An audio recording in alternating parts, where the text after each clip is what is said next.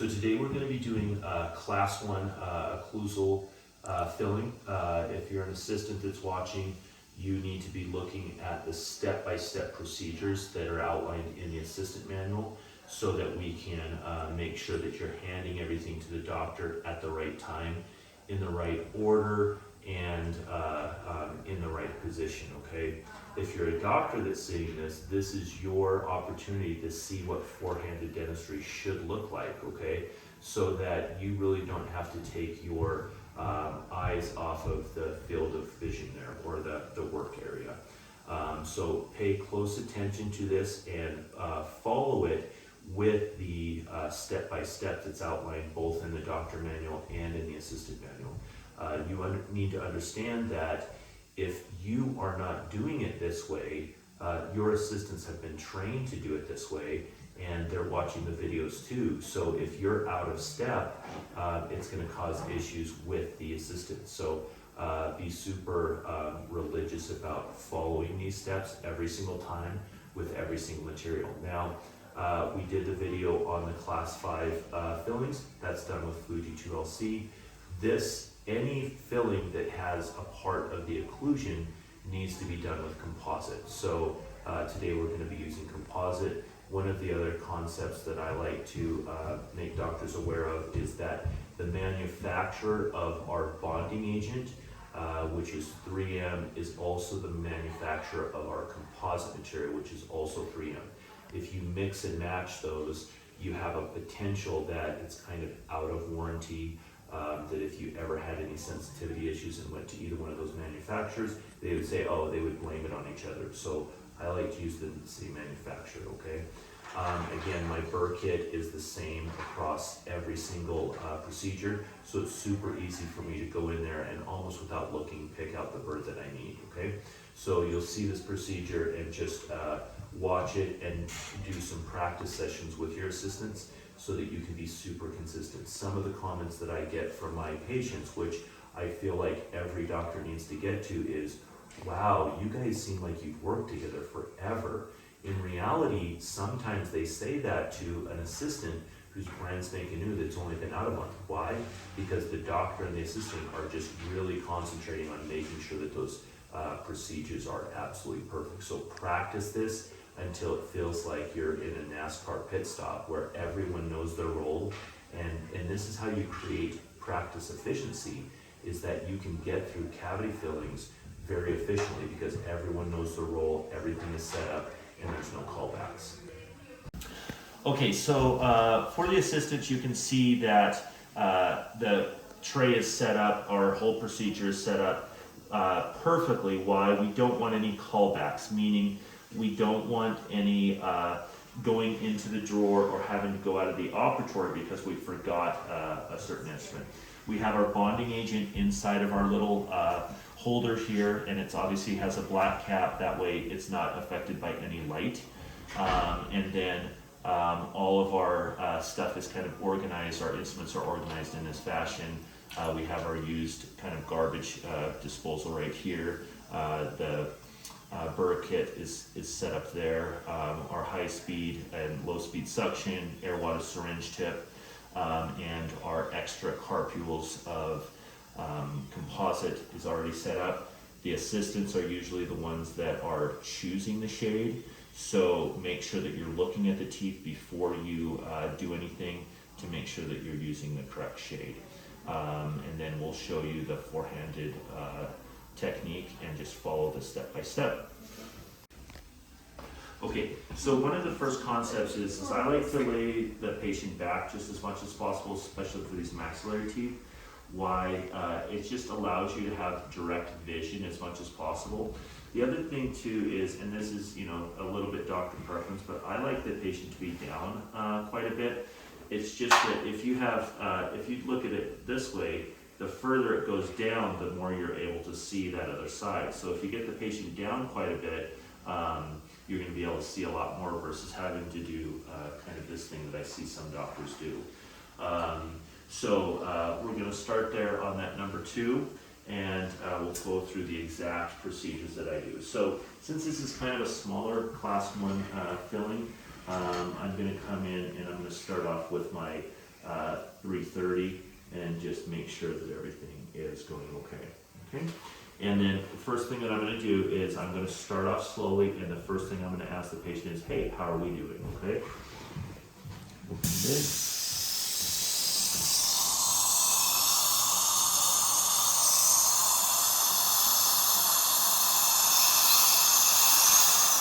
How are you doing there? Okay. Any sensitivity at all? No? Okay.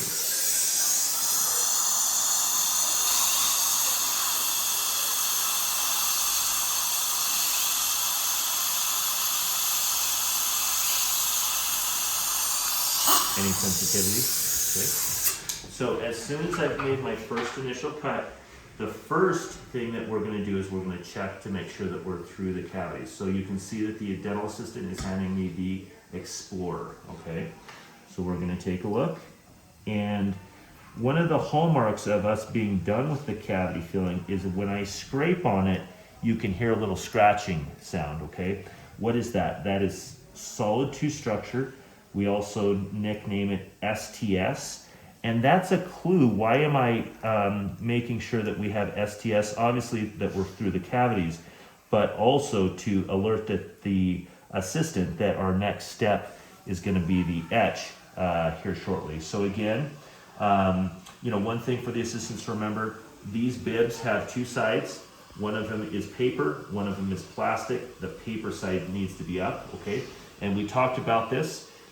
This is clean, and then this is handoff. So I'm going to do this motion, and then the assistant is going to pick it off with her pinky, and then she already has the etch queued up. Now you can see that the etch, even the tip, is pointed in the way. I don't have to twist this around. It's already pointed the way that we need to go, and the assistant handed it. Go ahead and grab that from me. You can see, or the way that you handed it, the assistant holds it from the very end, so that I can pick it off right here. And again, the handoff is right here. It's not up here. It's not over here. The doctor should be able to do this without looking away from the field of vision. So we're gonna go ahead and administer the etch, okay?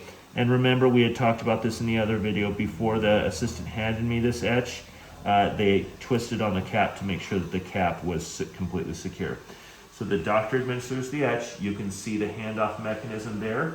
The assistant will grab that with her pinky, and then the doctor is the one who we're going to wait for 10 seconds.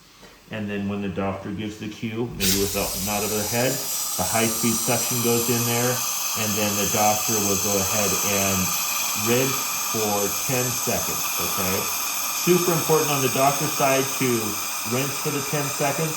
A lot of times, if you aren't rinsing long enough, you're going to get post-operative sensitivity, okay? And then now we're looking at the cotton roll, okay? Source of saliva on the maxillary is on the cheek side, so we're just going to deposit our cotton roll right up there into the vestibule. The assistant picks it off again with her pinky, okay? And then the doctor comes back in to desiccate, okay? Or dry the tooth, okay?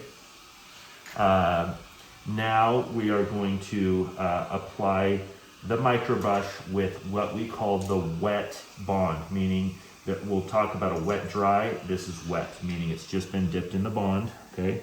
So the doctor will scrub the bond into the cavity preparation, okay? She picks it off with her pinky.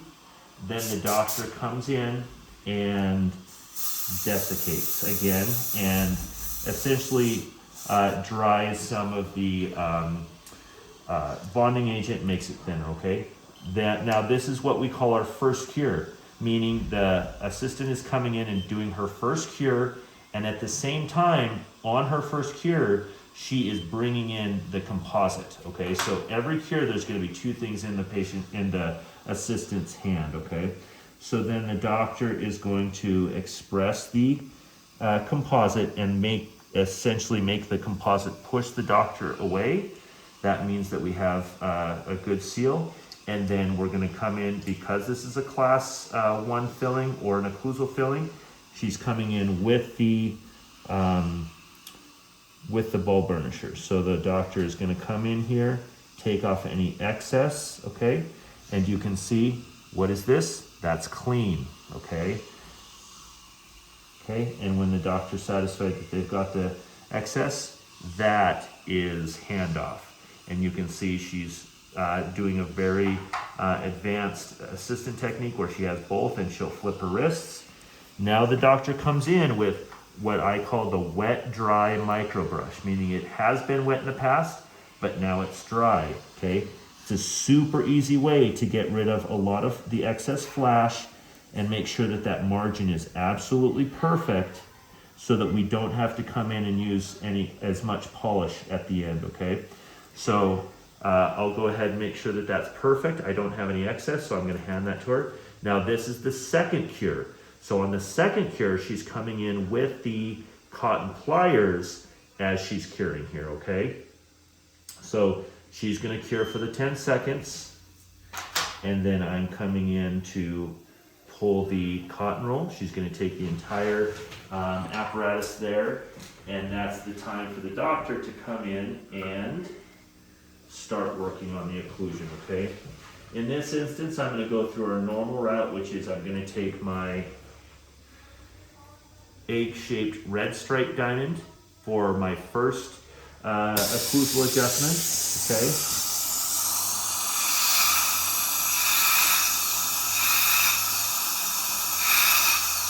Okay, and then for any finer adjustment, what I'm going to do is I'm going to use my Arkansas stone or white polishing tip, or not just the curve,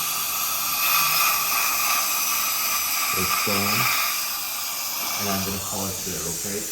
Now an important portion here is the next thing we're going to do is we're always going to take this. Now some doctors are going to be like, hey, I know that the margins are perfect.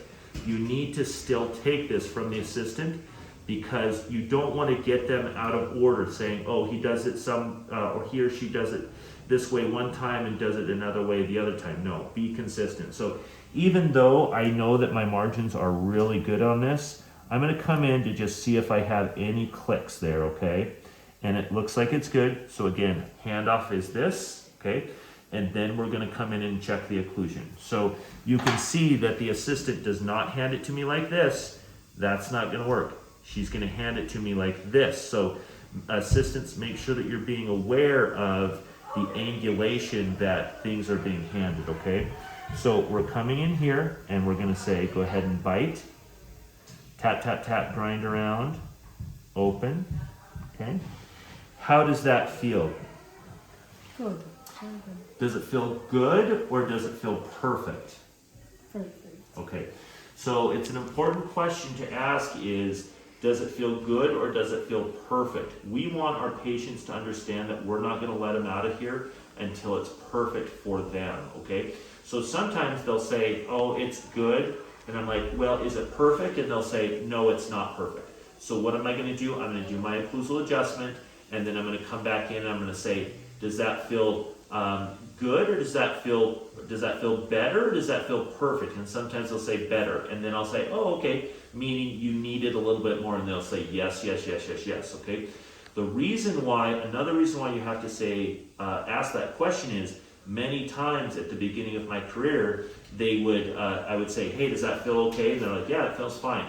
And as soon as they got up and the assistant started taking the tray away, they'd be like, oh, no, that feels a little high. And then we would literally have to set up the entire operatory. So you're gonna save yourself multiple minutes every single procedure if you just make sure that the patient always says the word perfect before we let them sit up, okay? So really that's the process of a class 1 filling, okay? So at the end of the filling, we're gonna sit the patient up and say, awesome, did you have any questions for me? You're good to eat on that right now, it's all cured. Just be conscientious around that tooth. You know, you had a cavity on it, so make sure that you're brushing on it religiously. Obviously, we're gonna where you've already walked out the procedure and all of that kind of stuff. We'll take up the routing sheet to the front. But really, that's the procedure on a class 1 filling.